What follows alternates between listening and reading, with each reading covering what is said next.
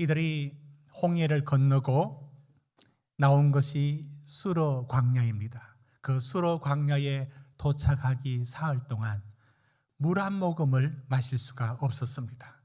그들은 점점 더 하나님이 홍해를 가르셨는데 그 큰 물을 가르신 하나님이 내 작은 목에 물 한 모금 죽여주지 못하나 그들은 점점 의심하기 시작했습니다. 그들이 사흘째 도착한 곳은 마라였습니다. 물이다 라고 달려가서 마셨는데 쓴물이라 토하고 말았습니다. 그제서야 원망이 터져 나왔습니다. 이런 그들을 하나님은 또 다시 그들에게 물을 마시게 만들어 주었고 다시 그들의 길을 가게 했습니다. 그래서 도착한 것이 엘림입니다. 여러분, 엘림은 이런 곳으로 소개하고 있습니다. 오늘 우리가 16장을 읽었는데요, 우리 15장 마지막 절 27절, 15장 27절 한번 읽어보겠습니다. 엘림은 이런 곳입니다. 시작. 그들이 엘림에 이르니 거기에 물샘 12과 종려나무 이런 거루가 있는지라 거기서 그들이 그 물 곁에 장막을 치니라. 하나님은 마라의 쓴물도 마시게 했지만 엘림의 시원한 그늘과 물샘이 12개나 되는 풍부함을 보여주셔서 결국 하나님은 그들을 이끌어내시고 가나안에 가게 하신다는 것을 보여줍니다. 여러분, 엘림은 하나님이 결국 그들을 살리시고 인도하고 있는 여정을 보여주는 한 곳이 됩니다. 자, 이렇게 이제 엘림을 지나가게 되는데, 그리고 지나간 지가 한 달 반 정도. 여러분 1절 보십시오. 둘째 달 15일이라고 나와 있습니다.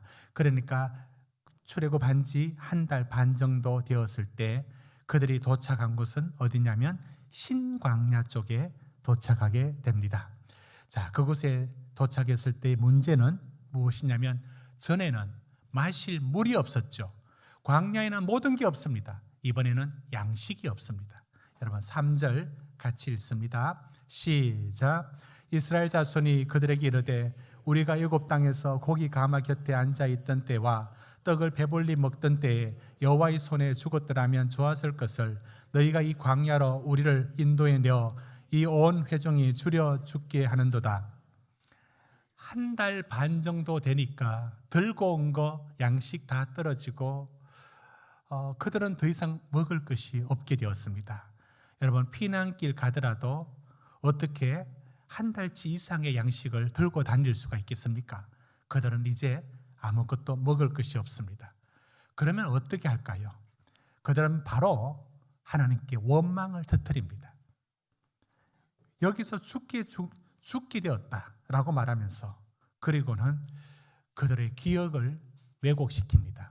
어떻게 왜곡시키느냐면 이렇게 기억을 왜곡시킬 수 있습니까? 3절에 보면 자기들이 애굽에서 고기 가마 곁에서 있던 때가 그때는 떡을 배불리 먹었대요. 정말 그랬을까요? 노예로 살던 그들이 고기 가마 곁에서 고기를 먹었을까? 고기 삶아서 주인 줬겠지. 그런 날 하루 있을 수도 있었겠지. 이렇게 지난날의 과거가 왜곡됩니다. 하나님 앞에 지금 내가 서 있는 부르심을 모르고 그 뜻을 모르면 언제나 우리는 이 불만의 소지를 끌어내고 맙니다. 이렇게 원망하고 불평하는 것은 이스라엘 백성이 아니라 곧 인간입니다. 인간은 모든 게 다 갖춰져도 그 중에 하나만 없어도 그 하나 없는 것으로 인하여 원망하고 불평하는 게 죄성을 가진 인간인 것을 보여줍니다. 자, 그러면 하나님은 이들을 이렇게 원망하고 불평하도록 내버려 두지 않을 겁니다. 하나님은 이 백성들을 하나님의 백성으로 만들어 갑니다. 거룩한 백성으로 만들어 가야 합니다. 하나님은 어떻게 만들어 가실까요? 이제 오늘 내용이 그 백성이 먹고 사는 이 문제, 매일매일 먹고 사는 그 문제를 갖고 하나님은 그 백성을 훈련시켜 하나님의 사람으로 만들어 갑니다. 그 일을 어떤 식으로 훈련을 시키느냐, 이렇게 훈련을 시킵니다. 그것은 4절에 나와 있습니다. 여러분 4절을 우리 같이 읽도록 합시다. 시작. 그때 여호와께서 모세에게 이르시되 보라, 내가 너희를 위하여 하늘에서 양식을 비같이 내리리니 백성이 나가서 일용할 것을 날마다 거둘 것이라. 이같이 하여 그들이 내 율법을 준행하나 아니하나 내가 시험하리라. 이들에게 양식을 하늘에서 비처럼 내려주겠다고 약속하셨습니다. 여러분, 양식은 땅에서 나는 소산물이 아닙니까? 농사를 지어야 나오는 것 아닙니까? 그런데 하늘에서 양식을 비처럼 떨어뜨려 주겠다는 겁니다. 이것이 바로 그 백성들에게 하나님이 너희를 먹이시고 하나님이 너희를 살리시고 너희의 하나님이 되심을 매일 먹는 문제를 통해서 하나님이 보여주십니다. 이건 우리가 뒤에서 읽을 것처럼 만나와 메추라기는 한두 번 일어나지만 만나는 얼마 동안 그들이 먹게 되느냐면 이 만나를 계속 먹게 됩니다. 35절 말씀 우리 같이 한번 읽어볼까요? 뒤로 한번 보십시오. 35절 시작. 사람이 사는 땅에 이르기까지 이스라엘 자손이 40년 동안 만나를 먹었으니 곧 가나안 땅 접경에 이르기까지 그들을 만나를 먹었더라. 여러분, 이 만나를 40년 동안 먹습니다. 하나님은 하늘의 양식을 비처럼 내려서 40년 동안 그들에게 만나를 먹여줍니다. 이것을 기념하여 33절에 보면 이것을 항아리에 담아서 나중에 보관을 하게 되고 보관한 이 만나가 나중에 언약궤 안에 들어가기도 되죠. 여러분, 하나님은 지금 그 백성들을 하나님이 어떤 분이신가를 먹고 사는 문제에 관여하여 당신이 어떤 분인가를 드러냅니다. 하늘의 양식을 비처럼 내리겠다 했습니다. 땅의 농사가 아닙니다. 농사를 지을 수 없습니다. 농사를 짓는다는 것은 정착을 의미합니다. 여러분, 역사책에서 보면 그 역사가 이렇게 고대사에서 쭉 보면 원시 사회부터 이렇게 흘러가는 것이 처음에는 이제 수렵과 채집이라는 방식으로 주로 해가죠. 오랫동안 그렇게 했죠. 그러다가 이제 정착할 때쯤에 농경사회를 이룹니다. 그게 대표적인 모습이죠. 그래서 빗살무늬 토기 등 토기들이 발견되었다는 것은 정착했다는 것을 말하고 또 그 앞 시대에 이제 고인돌이라는 것은 거기에 이제 정착했으니까 모여 살면서 빈부차가 생기고 계층이 생겼다는 것이 이제 고인돌이 의미하는 것 아니겠습니까? 이렇게 정착을 할 때 농사를 짓게 되죠. 그러나 이들은 가나안을 향하여 가야 합니다. 광야에서 농사 짓고 살아라고 하나님 부르시지 않았습니다. 하나님은 가나안으로 그들을 인도해 가십니다. 그렇기 때문에 정착하여 농사를 짓는 일은 있을 수 없고 또한 양을 치어서 그런 식으로 먹고 사는 수도 없었습니다. 오직 하나님이 먹여주시는 것을 먹고 살 수밖에 없었습니다. 이것이 만나입니다. 이 만나가 얼마나 놀라운 것이었는지 여러분 15절 보십시오. 이 만나란 말의 이름이 우리는 만나 참 맛이 좋다 이런 의미로 만나처럼 말하는데 그 뜻이 아니라 만후에서 나왔는데 이게 무슨 뜻이냐면 여러분 15절 읽어봅시다. 15절 시작. 이스라엘 자손이 보고 그것이 무엇인지 알지 못하여 서로 이르되 이것이 무엇이냐 하니 모세가 그들에게 이르되 이는 여호와께서 너에게 주어 먹게 하신 양식이라. 여러분, 이 만나는 만후라는 것에서 나왔는데 이 말은 이게 무엇이냐, 이게 뭐냐 라는 말에서 이 말이 만나가 되었습니다. 이게 무엇이냐가 만나입니다. 이렇게 그들에게는 생소한 것들이었는데 이것이 이렇게 마치 사라기처럼 이렇게 내려지면 그걸 주워서 먹게 되었습니다. 자, 이제 우리가 살필 것은 하나님은 이 만나를 먹는 방법, 40년 동안 매일 아침 저녁으로 이 만나를 먹게 됩니다. 이 만나를 먹게 되는 방식을 이렇게 정하는데 세 가지인데요. 이렇게 정하여서 하나님은 그 백성들에게 무언가 훈련시키려고 합니다. 무엇이냐면 이 만나가 내리면 마음대로 막 주워 먹을 수가 없습니다. 어떻게 거두고 어떻게 먹어야 하는지에 대한 규례가 나와 있습니다. 여러분 16절 한번 보십시오. 16절. 우리 16절 첫 번째입니다. 이 양식을 거두는 방법입니다. 세 가지가 규례가 있습니다. 16절 시작.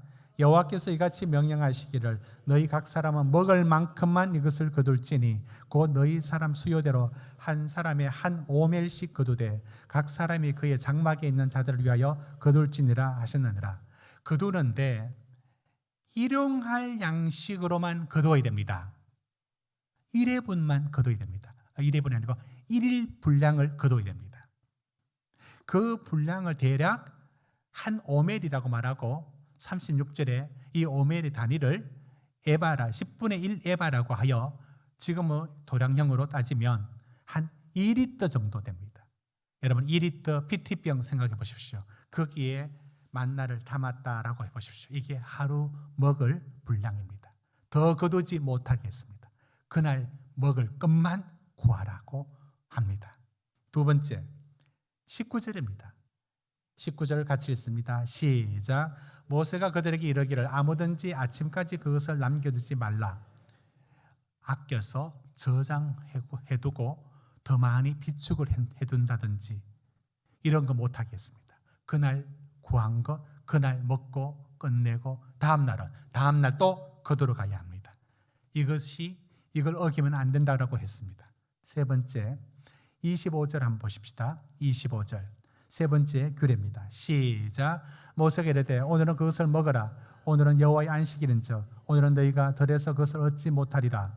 26절도 같이 읽습니다. 시작. 엿새 동안은 너희가 그것을 거두되 일곱째 날에 안식일인즉 그날에는 없으리라 하였으나. 여러분 그래서 여섯째 날에는 거두어서 2배를 거두어서 가져옵니다. 그러니까 한 오멜이 아니라 이제 2오멜을 받아오겠죠. 이제 그렇게 가져오고 7일째는 나가지 말아라. 이게 하나님이 세우신 규례입니다. 여러분, 하나님은 양식이 없어 원망하는 이스라엘 백성에게 만나를 내려주십니다. 하늘의 양식을. 그런데 그 양식을 그냥 내려주시는 것이 아니라 이 세 가지의 규례를 따라 지키도록 했습니다.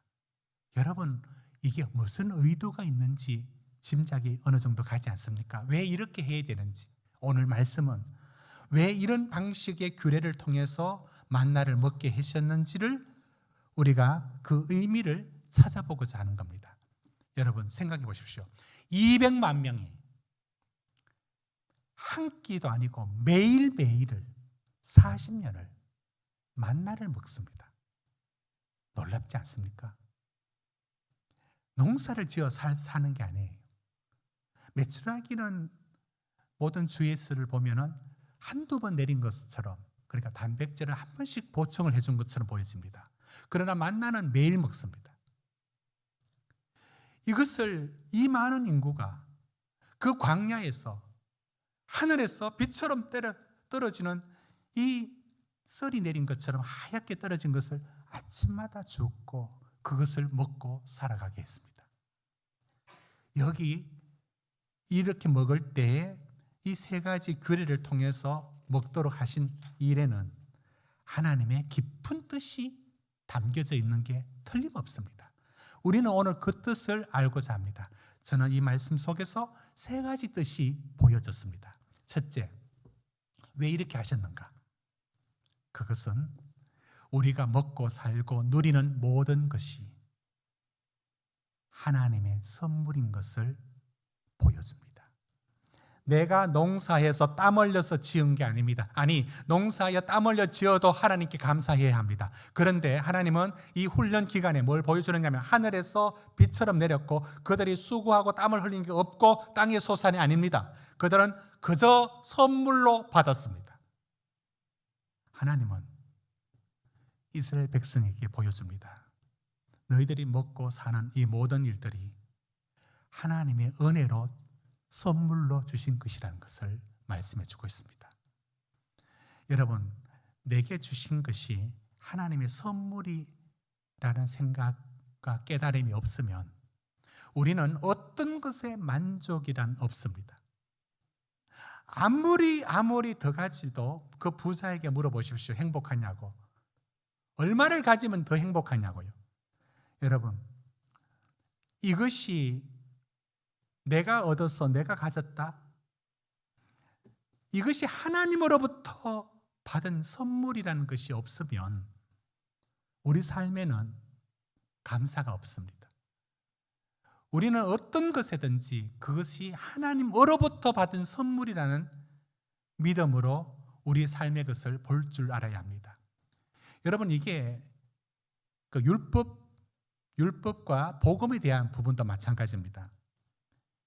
내가 뭘 해서 구원을 얻었다, 이게 가장 경계하고 있는 율법으로 구원을 얻는 게 아니다라고 말할 때 율법이 필요 없다는 뜻이 아니라 당신이 뭘 했어가 아니라 당신이 믿음을 가진 것, 당신이 구원받은 것 은혜이다, 하나님의 선물이다.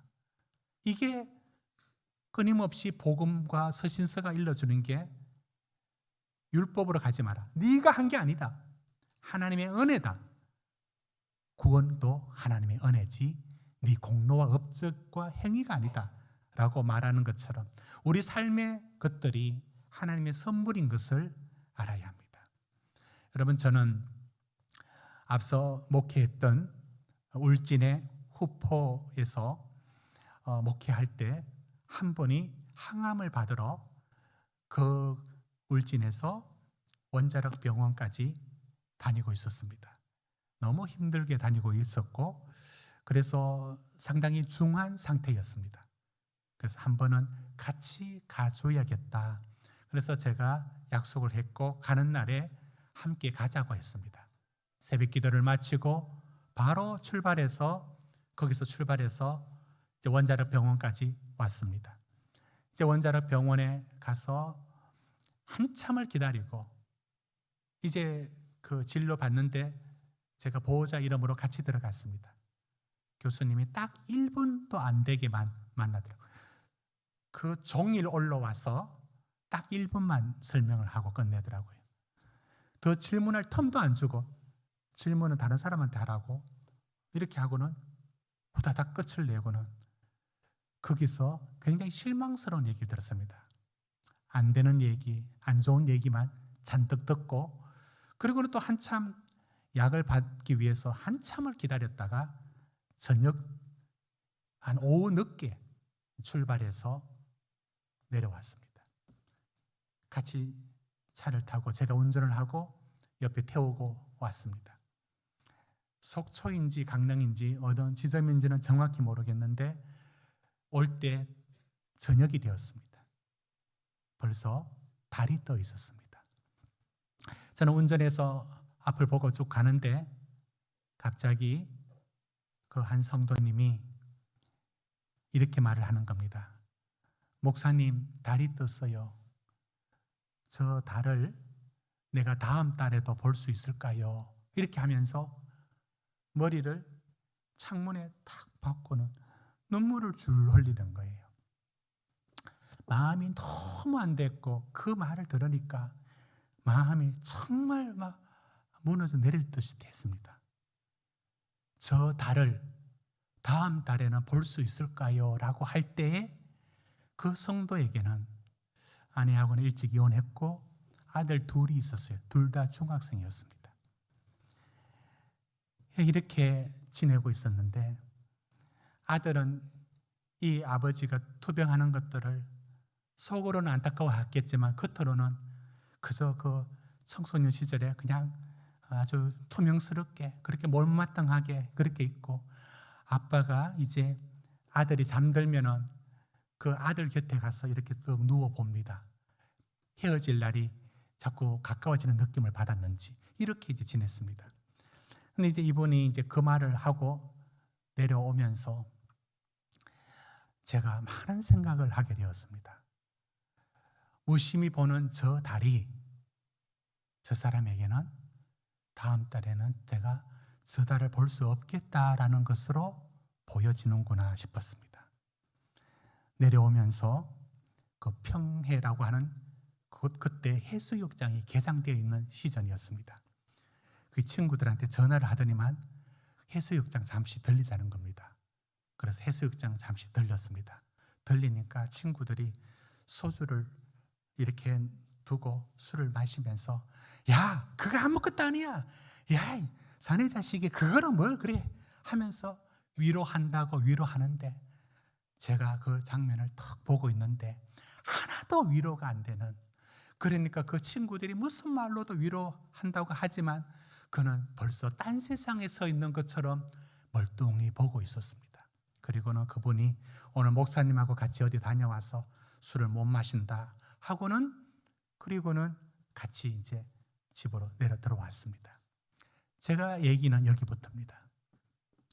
저는 그래서 이제 보내드리고 제가 도착하니까, 사택에 도착을 하니까 사택엔 불이 켜져 있었고 저녁에 들어가니까 아이들이 아직 그때 어렸습니다. 놀고 있었습니다. 저는 그때 이런 생각이 들었습니다. 와, 정말 내가 얼마나 많은 걸 누리고 살고 있는구나. 내가 이렇게도 많은 걸 누리고 있구나. 내가 목회를 하고 있고 건강한 아이들이 있고 내가 건강하고 내가 뭐가 아쉬워서 내 이 삶을 이렇게 살고 있었지. 제가 그때 왜 이 생각을 하게 되었느냐면 참 못난 생각을 하고 있었거든요. 큰 교회 사역하다가 7년 사역하다가 이제 작은 교회로 담임으로 처음 왔을 때 이 동공이 확대돼가 큰 거 보다가 작은 거 보니까 성에 안 찬다는 겁니다. 그래서 매번 예배 마치고 바닷가 길 걸으면서 저는 그 바닷가에 제 자신을 돌멩이 던지듯이 얼마나 많이 던졌는지 모릅니다. 이렇게 한탄하고 불평하고 한숨을 쉬고 나는 왜 이럴까?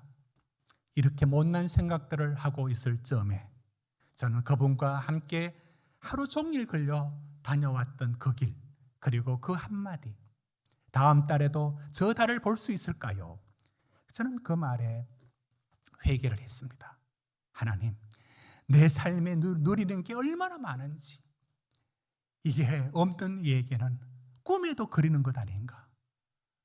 내가 뭘 불평하고 뭘 원망하는가? 사랑하는 성도 여러분, 우리가 누리는 모든 것들이 하나님의 선물입니다. 하나님이 주셔서 누리고 있는 것입니다. 가져가면 우리 거라고 말할 수 있는 게 없습니다. 그래도 우리에게 남겨주신 게 많아서 우리는 걸어서 예배당에 왔으며 우리는 이렇게 살아갑니다. 등산을 무척 좋아하는 어떤 사람이 교통사고로 다리가 절단되었어요. 계속 꿈마다 꿈꾸는 게 뭔지 아십니까? 산에 등산하면 가는 게 꿈이에요. 우리 마음 먹으면 갈 수 있잖아요. 우리는 알게 모르게 모든 것들을 누리고 살고 있으면서도 이것이 하나님의 선물인 것을 모르고 당연한 줄 압니다. 이들은 왜 원망했을까요? 이들은 왜 불평했을까요? 그들은 하나님이 자기에게 허락해 준 삶이란 것을, 선물인 것을 몰랐습니다. 여러분, 교만이 뭔지 아십니까? 교만은 나하고 상관없는 문제라고 보십니까? 아, 저 사람 교만하더라 라고 말할 때 그 교만은 굉장히 거만하고 이런 모습을 두고 우리는 교만하다라고 말을 할 겁니다. 여러분, 그거 교만한 거 아니에요. 교만한 건 내게 주신 이 삶을, 이 생명과 더불어 주신 삶을 하나님의 선물인 줄 모르고 아무렇지도 않게 아무런 감각 없이 오히려 불평하며 지내는 거, 그거 교만이에요. 그게 교만이라고요. 그게 얼마나 심한 교만입니까? 하나님 앞에 하나님 주신 것들이 내가 주인이야. 하나님은 아랑곳 없어. 그게 교만 아니고 무엇입니까? 여러분, 왜 하나님은 그 양식을, 일용할 양식만 거두라고 했을까? 왜 남기지 말라고 했을까? 왜 안식일엔 전에 2배 거두어서 안식에 나가지 말라고 했을까? 왜 말씀의 규례를 주면서 지키라고 했을까? 그 먹고 사는 문제를 통해서 하나님은 보여줍니다. 이것이 하나님의 선물인 것을. 여러분 신명기 8장 16절 17절은 이렇게 이 과정에 만나를 먹인 일을 이렇게 설명합니다. 여러분 16절 17절 같이 읽읍시다. 시작. 내 조상들도 알지 못하던 만나를 광야에서 내게 먹이신다니 이는 다 너를 낮추시며 너를 시험하사 마침내 복을 주려 하시면느니라. 그러나 내가 마음에 이르기를 내 능력과 내 손의 힘으로 내가 이 재물을 얻었다 말할 것이다. 여러분 저게 인간입니다. 내 능력과 내 손의 힘으로 내가 얻었어. 내가 살고 있다. 이게 인간입니다. 16절 돌아보십시오. 16절. 그런 우리를 낮춥니다. 이 광야길에서 낮추어서 보게 합니다. 이게 하나님의 선물인 것을. 이게 지금 누리고 있는 이 모든 것들도 하나님의 선물인 것을 보여줍니다. 사랑하는 성도님들에게 도전합니다. 지금 걱정이 많고 염려가 많아도 지금 누리고 있는 이 삶에서도 하나님의 선물인 것을 믿으시길 바랍니다. 하나님의 선물로 받으시길 바랍니다. 두 번째, 우리는 하나님이 이렇게 공급하시는 이유를, 방식을 왜 이렇게 하시는가를 생각해 볼 때 무엇 때문이냐면 우리의 삶에 필요한 것을 공급하시는 하나님이 공급하심을 보여줍니다. 하나님이 공급하여 보여주십니다. 여러분 19절 말씀을 우리 같이 읽어봅시다. 19절 18절 19절 시작. 오멜로 되어 본즉 많이 거둔 자도 남음이 없고 적게 거둔 자도 부족함이 없이 각 사람이 먹을 만큼만 거두었더라. 모세가 그들에게 이르기를 아무든지 아침까지 그것을 남겨두지 말라 하였으나, 그런데 이제 남겨두지 말라 했는데 남겨둡니다. 여러분 이게 왜 이렇게 말씀하셨냐면 하나님이 공급해 주시는 분임을 보여줍니다. 우리의 삶에 믿음이란 부분들이 어떻게 자리하느냐면, 여러분 믿음은 큰 기적을 보고 믿음이 생긴다. 그럴 수도 있겠죠. 그런데 더 큰 기적은 어쩌면 매일매일 살아가는 이 일상에 숨겨져 있습니다. 그 일이, 여러분 기적은 하나님의 일이고 먹고 사는 일상의 일은 하나님의 일이 아닙니까? 우리는 하나님을 기적의 장소에서만 만난다고 생각합니다. 아니, 하나님은 언제나 먹고 사는 이 일상에서 하나님은 하나님 되길 원합니다. 그리고 그 일상에서 하나님은 매일매일 우리의 필요를 채우시고 공급하시는 하나님이십니다. 저는 지난 4월 5월에 우리 성도님들하고 도보 신방을 했습니다. 같이 걸으면서 안양천을 1시간 걸으면서 참 많은 얘기를 들었습니다. 신방에서는 제가 말을 했는데 도보 신방은 성도들이 살아온 얘기를 제게 해주었습니다. 이런 얘기들, 시골에서 올라올 때 아무것도 없이 올라와서 어느 공장에 다녔던 얘기, 어디 이사를 다녔던 얘기, 온갖 고생 다 했던 이야기들을 쭉 얘기했습니다. 저는 그 얘기의 말미에 항상 성도님들의 얘기가 비슷한 얘기가 있다는 걸 알았습니다. 다 하나님이 먹이시고 하나님이 살려주셨다. 여러분의 고백이었고 여러분의 간증이었습니다. 지금까지 하나님이 먹이시고 살려주셨습니다. 여러분, 오늘 나를 먹이시는 하나님을 믿지 못하면 우리는 하나님을 못 믿습니다. 하나님은 엘리야라는 걸출한 믿음의 영웅을 세워갈 때 어디서 훈련시키는지 아십니까?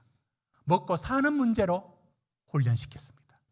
어떤 문제냐면 바로 하나님 엘리야 시대 때 가뭄이 됩니다. 3년 6개월 동안 마실 물이 없습니다. 먹을 양식이 없습니다. 땅은 턱턱 갈라집니다. 그때 하나님이 엘리야를 처음에는 그릿이라고 하는 지명이 있는데 그릿 시내가에서 하나님 뭐로 먹이느냐면 이렇게 먹입니다.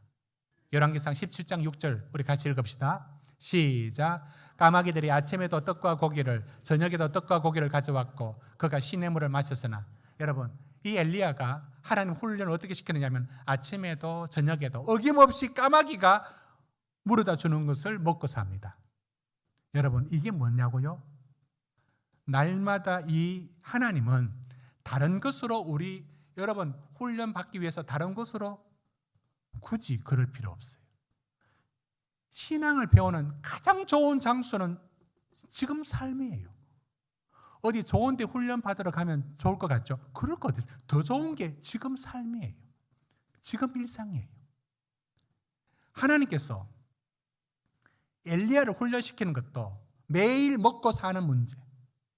어김없이 아침이면, 어김없이 저녁이면 까마귀가 물어다 주는 것을 먹습니다. 그리고 그는 알게 되죠.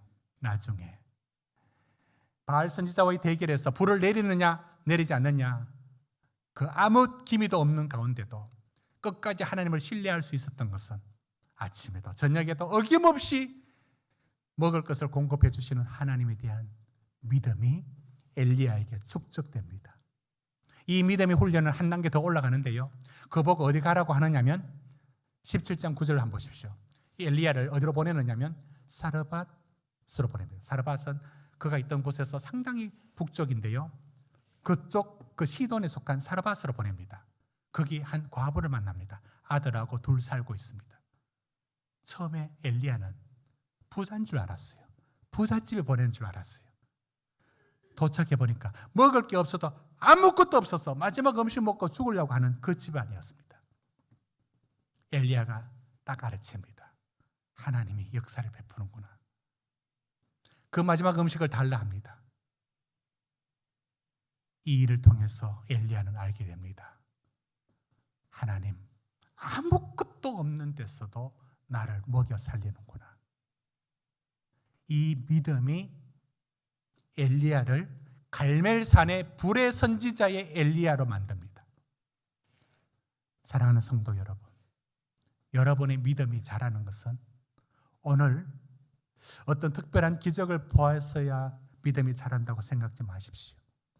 오늘 하루하루 우리가 살아가는 이 모든 일들이 하나님이 공급해 주신다는 은혜로 살고 있다는 것을 믿음의 눈으로 보아야만 여러분은 그 속에서만이 영적인 성장이 가능합니다. 여러분, 마태복음 6장 30절에 이렇게 말씀합니다. 오늘 있다가 아공에 던져지는 덜불도 하나님이 이렇게 입히시거든 하물며 너희가 보냐. 여러분, 이게 염려의 문제입니다.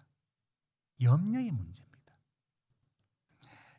무엇을 먹을까, 마실까, 입을까 하지 마라. 다음, 이건 다 세상 사람들을 구하는 것이다. 너희는 먼저 그의 나라와 그의 의를 구하라. 여러분 34절 여러분 같이 읽습니다. 34절 시작. 그러므로 내일을 위하여 염려하지 말라. 내일 일은 내일이 염려할 것이요 한날의 괴로움은 그날로 족하니라. 여러분, 하나님은 우리의 필요를 반드시 채워주십니다. 하나님은 우리에게 끊임없이 그것을 확인시켜 줍니다.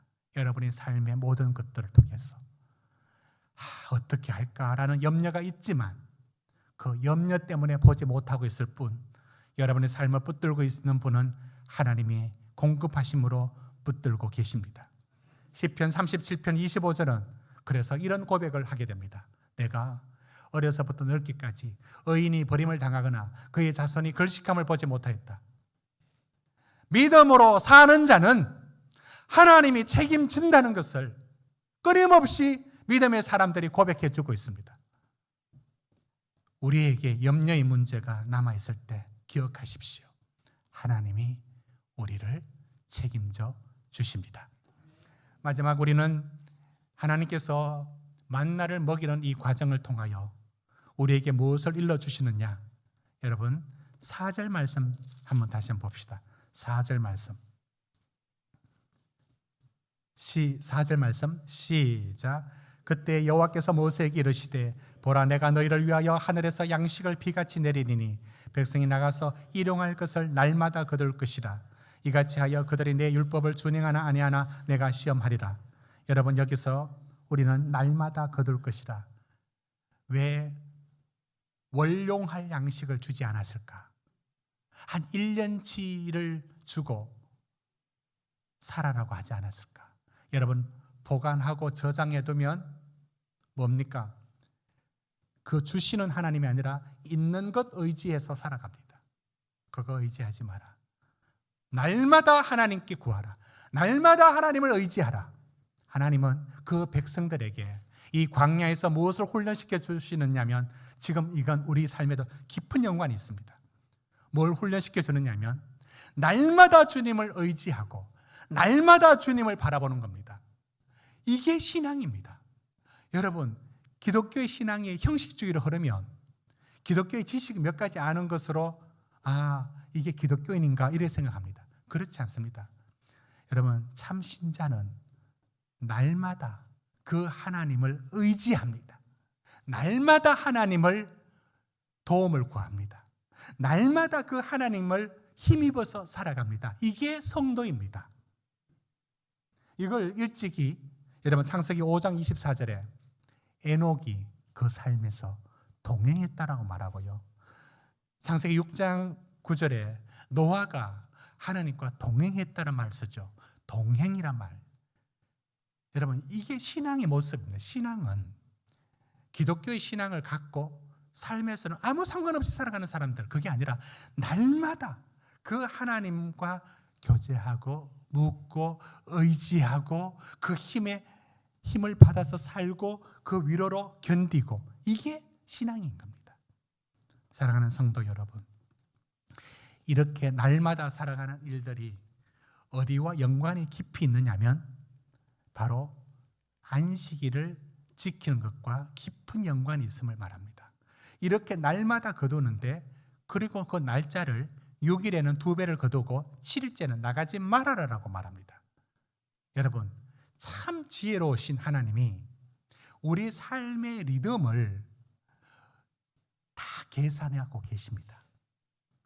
우리 삶에 하나님을 기억하도록 그 먹고 사는 이 일들에, 여러분, 먹고 사는 일들은 중독성이 있습니다.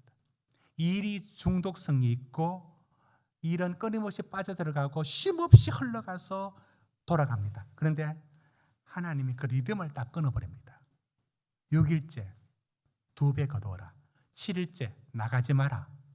여러분, 이게 안식일이고 이게 오늘 우리가 주일을 지키는 의미입니다. 하나님은 하나님의 백성에게 살아갈 시간표를 세상하고 달리 줍니다. 세상은 이게 없습니다. 세상은 달력이 있어도 그들에게는 이 7이라는 이 주일이라는 안식의 의미가 담겨져 있는 이 하루라는 게 없습니다. 이 준비도 없고, 여러분, 신자가 누굴 보고 신자라고 말을 하느냐면 주일날 나 오늘 어디 갈지, 그건 신자가 아닙니다. 주일날 이 고민을 하고 있는 사람들은 신자가 아니라고 보면 됩니다. 주일은 주님께 드려져서 그날을 온전히 하나님에게 집중하여 보내는 날이 주일입니다. 사랑하는 성도 여러분, 하나님은 왜 이렇게 먹고 사는 이 생활의 리듬에서 하루를 끊어서 그날 쉬도록 하셨을까? 쉼을 주십니다. 그리고 그날은 전적으로 하나님만 바라보고 살아가게 합니다. 왜 그런지 아십니까? 하나님이 우리 삶을 책임지고 있기 때문에 쉬으라는 겁니다. 저는 우리들 카페가 열려지면서 가장 기쁜 순간은 언제였느냐면 간판을 하나 달 때였습니다. 저는 교회에 어떤 일이 있어 어떤 사역이 주어지고 어떤 사업을 하게 되더라도 제가 꼭 하고 싶었던 게 하나 있었습니다. 그건 주일은 쉽니다라는 이 글을 적고 싶었습니다. 저는 이것이 주일은 쉽니다라는 이 말이 그저 오늘 공휴일이다, 교회 쓰는 주일은 쉰다, 이런 의미를 만을 담고 있는 게 아닙니다. 주일은 쉽니다라는 이 글을 써붙였을 때 제 마음이 크게 기쁘고 감사한 이유는 이런 뜻입니다. 주일은 쉽니다란 말은 사실은 세상을 향해서 우린 세상과 다릅니다. 우리는 하나님 아버지가 먹여 살리는 곳입니다. 우리는 하나님 앞에 이런 삶을 살아도 하나님이 책임집니다. 그런 의미가 주일은 쉽니다란 말 속에 카페 앞에 그걸 달았습니다. 사랑하는 성도 여러분, 우리의 삶의 이 주일이 하나님 앞에 예배로 온전하게 집중하여 드리고 이 삶을 일상과 분명히 구분시켜서 하나님 앞에 드려지는 이 삶이 하나님은 우리의 살아가는 먹고 사는 이 모든 일과 축복하고 깊은 연관을 연결시킵니다.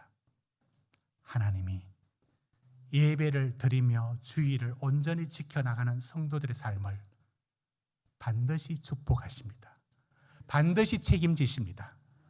주일을 주님 앞에 드리는 일들은 율법적으로라도 지켜야 됩니다. 율법적으로 지키는 게 안 좋은 의미로 많이 적용되기도 하죠. 아니요, 때로는 율법 그대로라도 지켜야 합니다. 엄하게 지킬 필요가 있습니다. 왜? 우리의 죄성은 항상 하나님의 계명을 허리멍텅하게 만들어버립니다. 이 날을 구분하여 기계적으로라도 엄격하게 구분하여 주님의 날로 구분하여 지어드릴 때 여기를 축복하시는 하나님, 이 날을 통하여 하나님은 우리 영혼을 새롭게 만들어 나머지 6일도 복되게 만들어주시는 은혜들이 우리 삶에 예비하신 복입니다. 이런 은혜와 복이 우리 성도님들의 삶에 큰 축복으로 임하길 간절히 축원합니다. 기도하시겠습니다.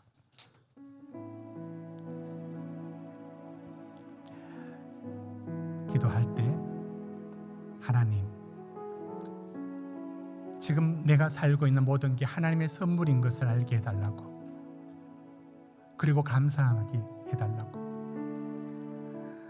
지금 우리는 하나님의 은혜로 살고 있다는 것을 고백해야 합니다. 우리 이 시간 기도할 때 하나님의 우리를 공급하시고 우리를 채워주고 있음을 보게 해달라고, 그 감사를 하나님께 드리게 해달라고 우리 다 같이 기도하시겠습니다.